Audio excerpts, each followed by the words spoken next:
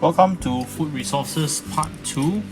Today, for this video, we will be looking at the changes in food production, the wing on changes in food production. Once again, I would like to remind everybody this is an overview. This is to be used together with your notes as well as the textbook. You will find more examples, more detailed explanations, but this is the overall frame to hang on the information. For those of you who have not watched the earlier video on patterns of consumption, please check your emails for the link. There is a link in the previous email sent out for part 1 of food resources. Please watch that before we move on to this video, which tackles changes in food production. Now for this area, changes in food production, we'll be looking at 4 parts: increasing intensity of food crop production, factors affecting the intensity of food production, effects of intensification, and finally causes of food shortage. So up first, in terms of increasing intensity of food production, this can be done through 3 main ways. Through intensification of cultivation, means you increase the amount of production of cultivation you have in the area. You can do it through productivity increase. Productivity actually refers to the output over the input. You can also think of productivity as in the amount of labor you have that you devote to the land area. The final way to increase intensity of food crop production is to tackle through crop yield itself. So the concept of crop yield basically refers to the amount of yield over the land area. The second part of this subtopic here, we will be looking at factors affecting intensity of food production. There are 4 main factors: physical, economic, political factors, as well as technological factors. So let's start with the physical factors. There are 3 main physical factors that can affect the intensity of food production: the type of climate you have, the type of soil and drainage you have, as well as the type of relief you have. It is important to note that certain climatic conditions are more suitable for certain type of crops, and the reverse is also true. Some crops are unable to grow in other type of climatic conditions. Let's give a very simple example: strawberries. We cannot grow strawberries in Singapore because it is overall the temperature is too hot. We do have enough rainfall and soil and fertilization can be used. However, the climate itself is a big inhibiting factor. Similarly with soil and drainage, if you have soft clayey soil that is rich in alluvium, it is ideal for growing wet rice. However, if we were to try to grow something like tomatoes or grapes on that kind of soil, the plant will not only not grow, you will never ever bear any sort of fruit. So because certain plants need a certain type of soil type, certain amount of drainage, so soil and drainage also has a impact. Lastly, relief, which refers to whether the land that you're talking about is elevated, is flat, is a depression. Now the type of relief you have has an impact on the type of soil and drainage, and also temperature of the area. So certain type of relief creates certain conditions where only particular crops are suitable for growing. For example, in Malaysia, if you go to Cameron Highlands, you have tea plantations, you have strawberries because of the general relief of the area. Now next up, let's look at the economic factors that affect intensity of production. So when you don't think of it economically, there are 3 ways to think of it. One is the purpose of farming. So why is this farmer conducting this farming in an area? There are only 2 reasons. One is for subsistence, the other one is for commercial purposes. So we need to remember, if you're talking about a subsistence farmer, this individual is going to consume all the food that he produces on his farm. The economic situation of such a farmer normally is very, very bad. So they don't have any extra money at all. As a result, there are certain implications of what they will farm. A subsistence farmer, due to the need for some variety in food intake, will not do monocropping. Okay, they will not simply farm one type of crop. So if you encounter an example given to you where there's only one type of crop that's being farmed, then the likelihood of it for being subsistence is very, very low. Okay, commercial farming on the other side, for economies of scale, tend to focus on one particular type or 2 or maybe at most 3. Once again, the commercial farms have, because of the need to earn money from it, they are generally much larger in size. They also generally require more investment, monetary investment. So in terms of inputs, money input, labor input, it all tends to be higher. If you refer to your notes or your textbook, you will be able to find more examples of the difference between these two types of farming. And please remember, these come under economic factors that affect intensity of production. Moving on, demand and capital, these also directly affect how much your farmers will produce and how much they can produce in the first place. So I give you an example. If there is a sudden increase in the demand for avocados, so every farmer who owns farmland that is able technically to produce avocados, if they see that the demand is very high and as a result the sale price increases 500 times, then you will have a sudden surge in production of avocados. And there will be a lot of farmers who will switch to this particular product because there's a high demand for it. The last economic factor I want to highlight here is the concept of an agribusiness. Agribusinesses basically are very large companies that run from the farm all the way to the final product point.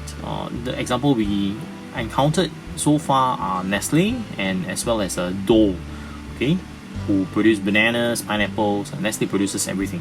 So agribusinesses are ideal because they are in control from the entire process. They earn a lot of money as a result of this.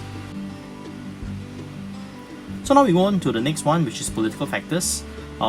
Basically, this is referring to the type of government policy that is implemented that will affect your intensity of food production.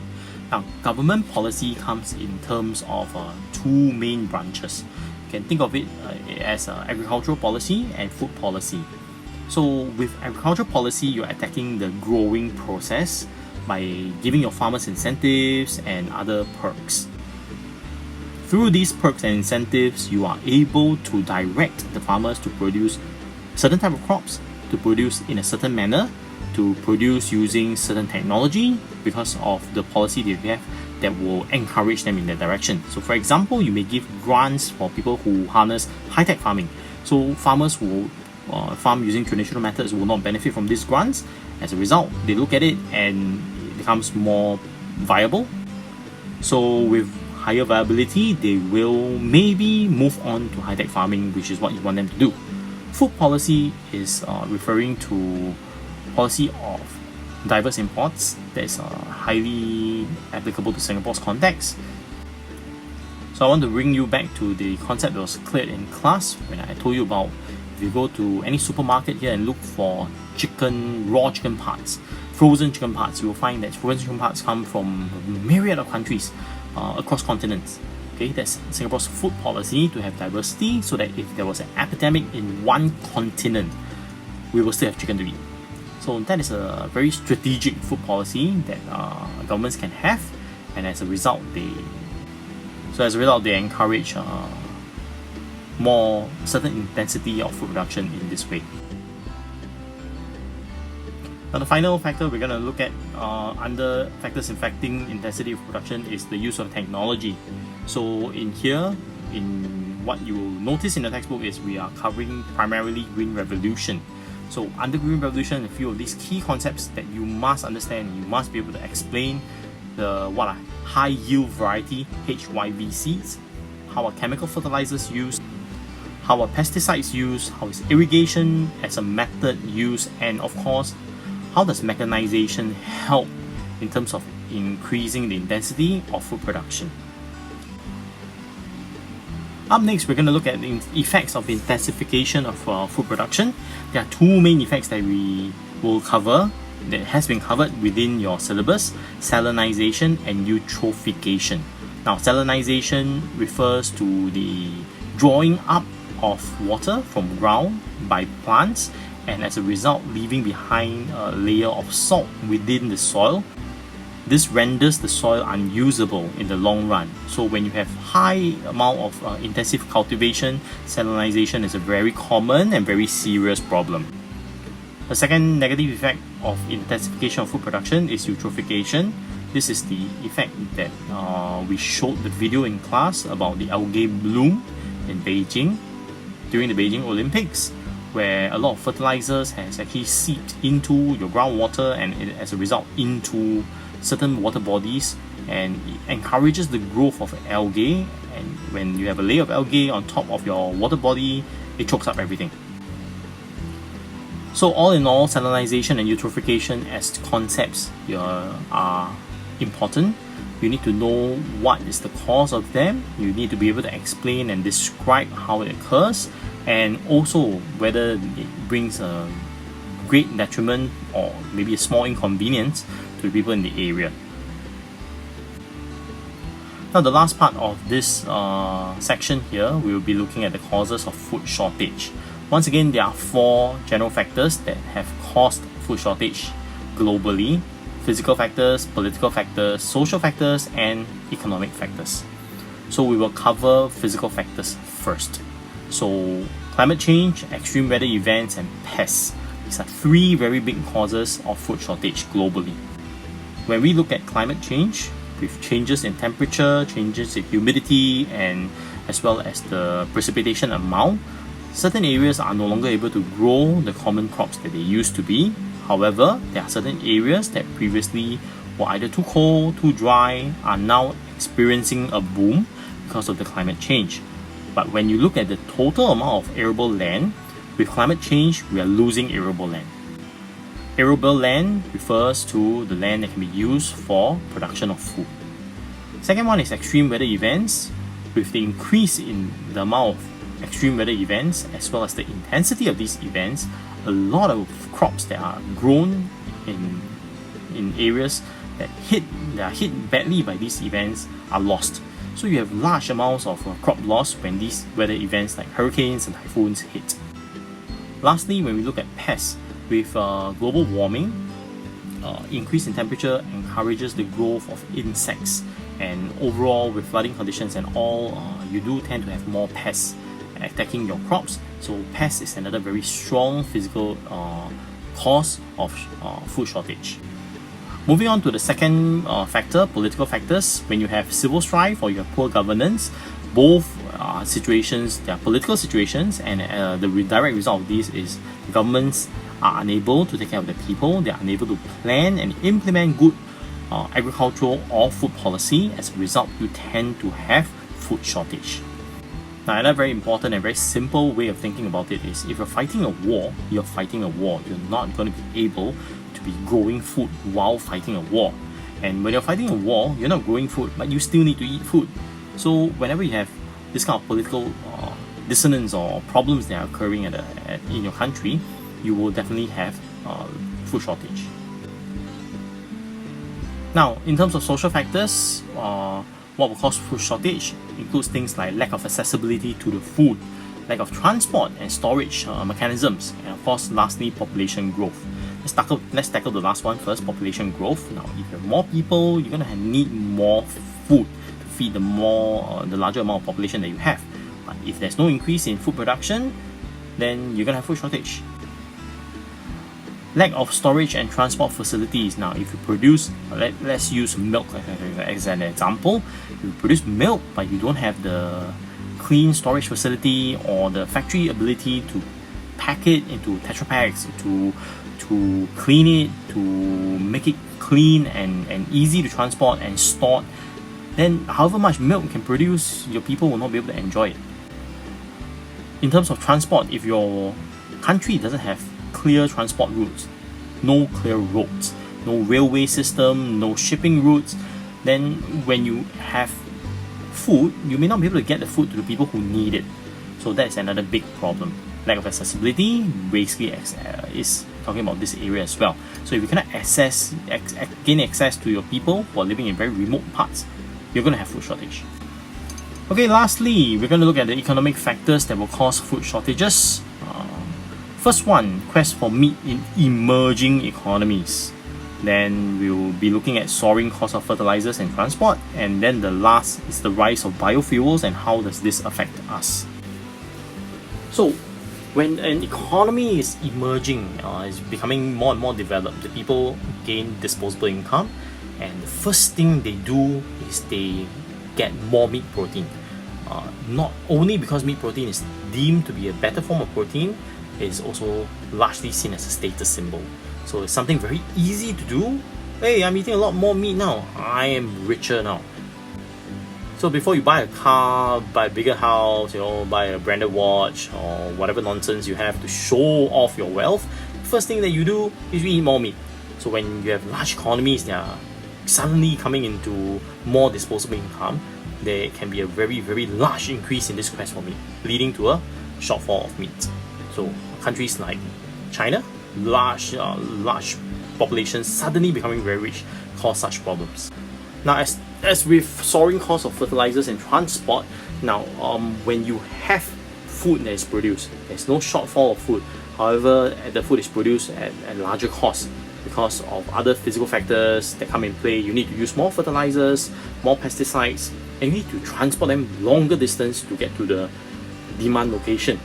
Now, once they get there, the cost of these food items may be so high that the locals cannot afford it. So what happens is you have surplus of food, but you also have inability of the people to access these food items. Last but not least, let's talk about the rise of biofuels. Now, the concept of biofuels and why farmers choose to plant crops that produce biofuels as opposed to arable crops that can be eaten is simply a thing of money. So think of this case. If you're a rice farmer and I tell you by planting sugarcane instead of rice, I will be able to double your income, you may be very tempted to do so.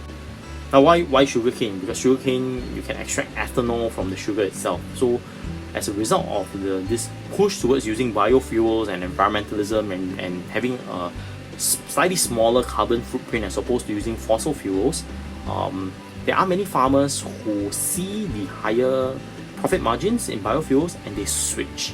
So when will they ever switch back to food crops? Now, of course, it comes down to the same point. If it's demand for food crops increase exponentially and therefore the sale price for food crops now overrides the sale price of your biofuel crops, then the farmers may be tempted to switch back. However, please remember, crops are not products that you make in a factory. They need lead time. So this concept of lead time is the time required for agriculture to take place before you can harvest the item. So if you're talking about things like rice, you're talking about 2 cycles, 3 cycles in a year, lead time is relatively short. So for a switch back into rice, you will be able to address the demands rather quickly. However, you talk about some like fruit trees and crops like rubber and all these other crops, lead time can be a few years. So economically, with the rise of biofuels, the larger issue at hand here is if there's such a strong demand for biofuels and consequently it takes 10 years before the farmers switch back into food crops, you may have 5-6 years of massive food shortage in the interim, okay, where there simply isn't enough food crops left anywhere. And so with that, we've covered the part 2 of changes of food resources, changes in food production. Please remember, this is a guide, a mind map, a scaffold for you to hang all the relevant information onto. If you feel that this is useful for you, you want to draw this mind map out, draw a similar mind map of yours, your own, please go ahead and do so. Work together with a textbook as well as your notes. As promised earlier, we will be pushing out more of these videos via the email link. Once again, I want to remind everybody access to these videos are only through the link. You cannot search the channel for these videos. They are unlisted videos. So it's only for our students' use. So I hope it's useful to you. So stay tuned as we continue to push out more of these videos to serve as a guide while you continue on your revision journey. So hope you enjoyed the video so far and good luck for your upcoming exams.